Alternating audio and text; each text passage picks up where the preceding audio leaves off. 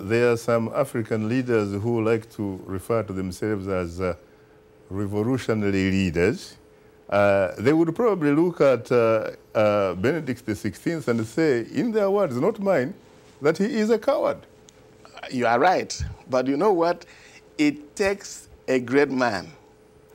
It takes a brave man. It takes one with courage to say, I step down. It does. Now, look at you are talking about African leaders, and let's look at what is happening on the continent, even right now. We have a number of candidates who are presidents who have been there for 32 years. Okay. For example? For example, we have, what do you call it? We have Equatorial Guinea. Theodore. Yeah. The president there has been there for 32 years. Then you have Angola. We have Angola, you know, 32 years. We have Zimbabwe. Mugabe, 31 years. We have Cameroon. Biya, 29 years. We have Uganda, 25 years. 27. Okay, 27 years. And before that, you had Mubarak. You had, who was about 30, you had Gaddafi, who was about 42. And recently you had... Yadema, who was about 40 until he died. And you have people who... The people are wanting a change. They manipulate the constitution to stay on. That is not being strong. But they say they don't manipulate constitutions. In fact, they say they only succumb to the pressure of the people. That is, I will succumb to the pressure. Okay, now... Why do people put pressure on them? That's the question they should ask themselves. So if they think they are men of courage who love the people of the country, they should learn a great lesson from the Pope.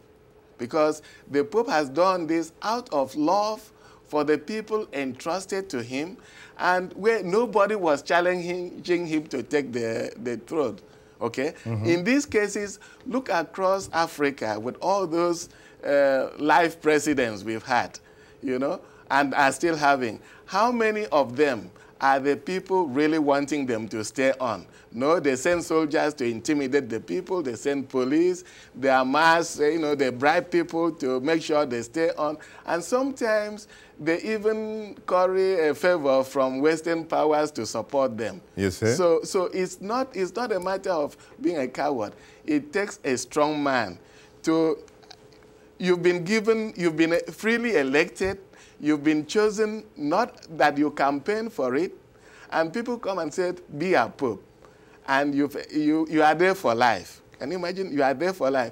And out of love for the very people who put you there, you said, I can't perform the duties you entrusted to me, please select somebody else. How many African leaders can be that courageous, can love the people so much that they are willing to let their interests first rather than their personal aggrandizement? But what about the fact that it is not only those leaders, frankly, who have to be blamed, including those Western powers who support them, and these people, they say they succumb to their pressure. What about people who have a career like you?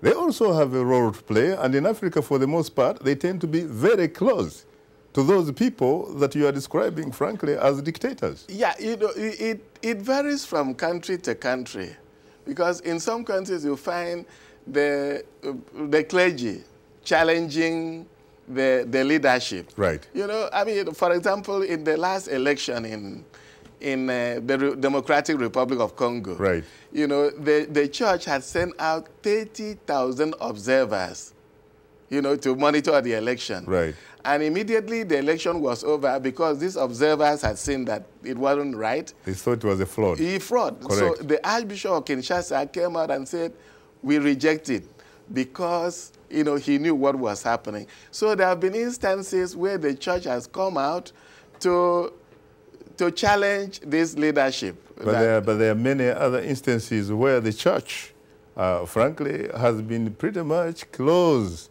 to the center of power. Yeah, I'm not denying that. But when you look at, in recent, for example, in okay, the election is coming up in Kenya on the 4th of March. Yes. The bishops have come out to make statements, to call on the people to rise above ethnicity and choose a candidate that is appropriate for the country, that would be reconciling, that would work for the good of the people. That's good. Yeah, yeah, every now and then we have the church rise to the occasion and make a statement.